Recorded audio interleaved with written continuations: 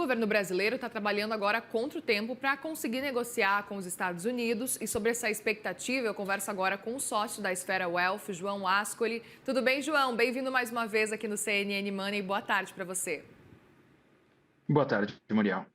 Queria muito ouvir a sua percepção diante aí dessa corrida contra o tempo do governo federal. A gente viu agora, por exemplo, o chanceler Mauro Vieira está lá na ONU e já deixou claro que, olha, está disponível para um diálogo, para uma negociação. Fora aí os senadores, os empresários brasileiros que se deslocaram agora nessa semana para os Estados Unidos para tentar, de alguma forma, uma negociação. Mas a grande discussão é que, no fim das contas, tem as pessoas dispostas para conversar de um lado, mas do outro lado não existe um movimento para vamos marcar uma reunião, vamos tentar avançar. Como é que você está enxergando essa tentativa aí do Brasil que parece que não vai dar em nada? Eu acho que esse ponto é o ponto mais importante. Numa negociação, tu tem que ter os dois lados dispostos a negociar. A gente viu isso na negociação com a China, com a União Europeia, com o próprio Japão. O Brasil, ele encontrou mais barreiras nessa situação. Eu creio que, obviamente, o melhor cenário seria, não digo uma negociação até sexta-feira, mas ganhar mais tempo. Não acredito nesse cenário, até pela dureza da retórica americana nesses dias. Então, a gente tem muito pouco tempo para uma negociação. E, assim, vai ser uma questão que vai impactar o mercado aí, principalmente aí depois do dia 1º, porque, querendo ou não, é um peso muito grande. E outro ponto, o poder de barganha do Brasil frente aos Estados Unidos, comparado com os outros players que fecharam negócios, ele acaba sendo menor. E o outro ponto interessante é que o acordo da União Europeia com os Estados Unidos desses últimos dias aí acabou deixando o Brasil mais isolado ainda nessa frente de negociação. Então, assim, os melhores cenários seria, sim, uma postergação das tarifas, alguma negociação maior, mas, no meu ponto de vista pessoal, eu não acredito nesse cenário até na sexta-feira. Pois é, a gente ouviu até algumas apurações agora há pouco de uma avaliação de que talvez o ideal seria o pessoal lá dos Estados Unidos mesmo, empresários, produtores, o pessoal que importa bastante coisa do Brasil, começar a fazer barulho, mas fazer barulho depois que a tarifa começar a valer. Na sua avaliação, faz sentido esse cenário, essa percepção de que talvez é o melhor a se fazer?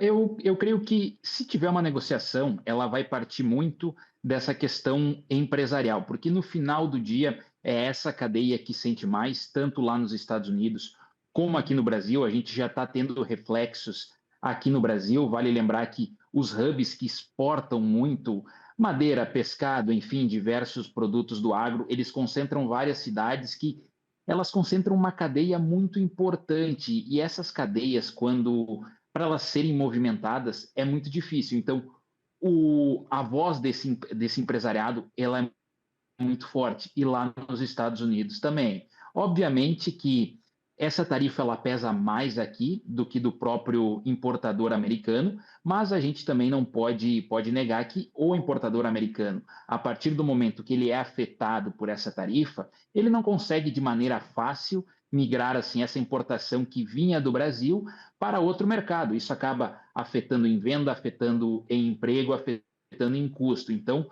eu acredito que sim, é um ponto importante, porque assim a gente tem aquela diplomacia política, aquela negociação política, e também a questão empresarial que faz muito peso nos bastidores. Pois é, e aí ao mesmo tempo eu gostaria de saber a sua percepção, porque a gente teve Donald Trump falando um ponto importante no dia de hoje, que foi de que ele está acreditando que as tarifas devam ficar em torno aí de 15% a 20% para quem não conseguir negociar com os Estados Unidos. E no fim das contas, se você for pensar, tá ótimo para o Brasil, porque a gente está com 50% de tarifas, a gente viu uma negociação, uma baita negociação, especificamente com o Japão, que está servindo quase como agora um exemplo para outras negociações, com o Japão de 15%, agora a União Europeia, que saiu ontem também de 15%. Ele não cravou esse número de 15% a 20%, mas deu a entender que vai ser algo em torno disso. Talvez o teto 20% ou um pouco mais alto, mas se ficar próximo desse número, a gente está bem, porque, por enquanto, negociação a gente não tem. Como é que você está enxergando também essa discussão e essa fala de Donald Trump? Como é que você avaliou? Eu creio que vai ser praticamente impossível o Brasil ter se tiver um acordo com termos melhores do que todos esses países, até porque a gente está numa situação um pouco mais complicada. Eu acho que o meu medo maior, inclusive de vários colegas do mercado, é o Brasil escalar um pouco mais essa guerra tarifária com os Estados Unidos, buscar alguma coisa recíproca mais forte, escalar o tom, e esse ponto, sim, seria muito complicado. Eu acho que se a gente ficar com tarifas compatíveis com o Japão, União Europeia, demais países que tiveram acordos e tiveram sucesso nas negociações, eu acho que seria um posicionamento assim ok para o Brasil. Perfeito. Já aproveito para te perguntar, olhando para esse cenário, você falava há pouco sobre esse acordo entre União Europeia e Estados Unidos e qual o impacto que isso pode ter para o Brasil. Eu queria até entender um pouco mais a partir da sua percepção e da sua experiência para entender sobre isso, porque a gente sabe que o Brasil tem um acordo de livre comércio com a União Europeia. A gente está acompanhando especificamente agora nos parlamentos europeus para ver como é que isso vai avançar ou não, com uma questão envolvendo principalmente França, que tem tido muita dificuldade de avançar com esse acordo. E aí eu queria saber a sua percepção, porque a gente até então tinha União Europeia do lado do Brasil na hora de negociar. Agora a gente tem China falando já há bastante tempo que tarifa para 50% para o Brasil não faz o menor sentido. Mas agora a gente perde, na sua percepção, esse parceiro comercial e esse parceiro que estava ali do nosso lado nesse ponto ou não? Como é que você vê agora esse acordo da União Europeia? Porque a União Europeia agora já conseguiu avançar com os Estados Unidos, a gente que está lá atrás. Sim, são pontos um pouco distintos. Tem a questão do acordo do Mercosul com a União Isso. Europeia, que é uma história, uma novela que se desenrola há décadas, sempre com a barreira francesa, muito vinculada à questão do agronegócio. Quando começou essa questão da guerra tarifária, Estados Unidos, China, enfim, Brasil, União Europeia, se ventilou muito que poderia haver uma sinergia maior entre União Europeia e Mercosul, buscarem laços mais fortes, talvez vencer essas barreiras. Só que a partir do momento que a União Europeia ela negocia direto com os Estados Unidos, ela acaba deixando o Brasil de lado nessa história. O Brasil fica na posição que estava e vai ter que buscar os acordos de maneira assim, pontual, sozinho com os Estados Unidos. E a gente tem uma variante maior que tem toda essa questão política na negociação brasileira que acaba sendo um risco maior nessa negociação. Vale lembrar que tanto Europa, Japão, não tinham essa questão da retórica política um pouco mais inflamada como a gente está tendo por aqui. Pois é.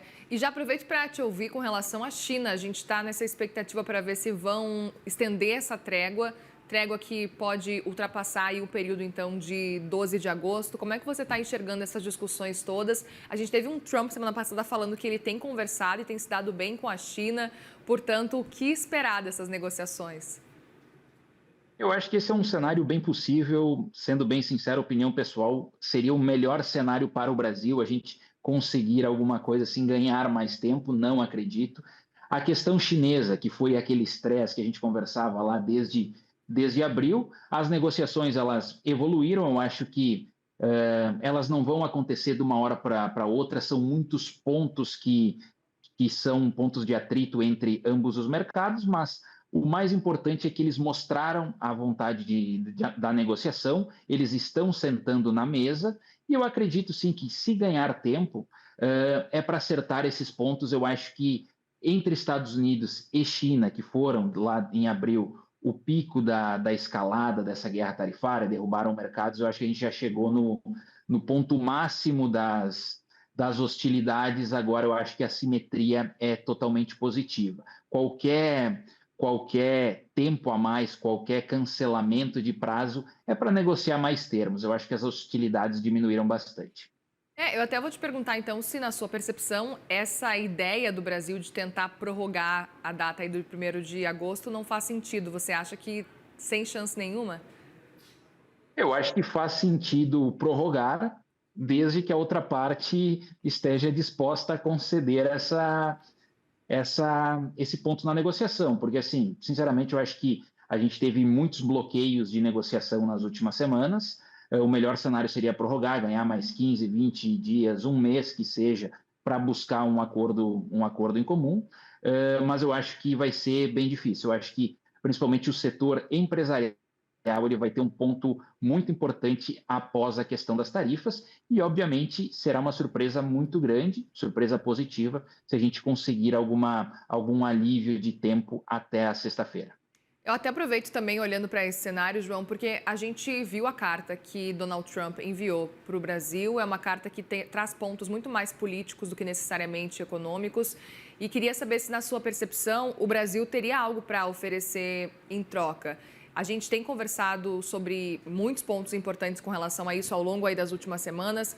Os minerais raros, por exemplo, que estão surgindo aí já para negociação. Você acha que faz sentido o Brasil talvez colocar agora isso em jogo, começar a discutir esse cenário com os Estados Unidos para conseguir negociar? Como é que você está enxergando também? Assim, é um ponto de barganha que o Brasil tem. Vale lembrar que foi um dos pivôs da negociação com a China.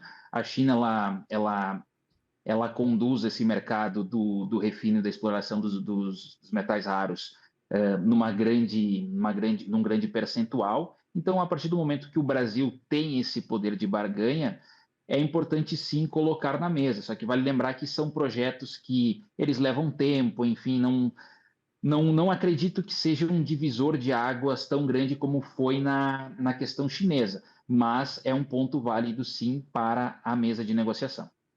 Perfeito. E aí, olhando ainda para esse cenário que a gente tem acompanhado, queria saber se agora, faltando aí 4 dias para o dia 1º de agosto, e levando em consideração que Donald Trump não anunciou tantos acordos comerciais. A gente fez até uma lista com a quantidade de acordos comerciais, são alguns bem estratégicos, bem específicos. E a gente sabe a quantidade de países que nesse momento tentam negociar com os Estados Unidos. Você acredita que os Estados Unidos está saindo ganhando agora dessas conversas, dessas negociações todas?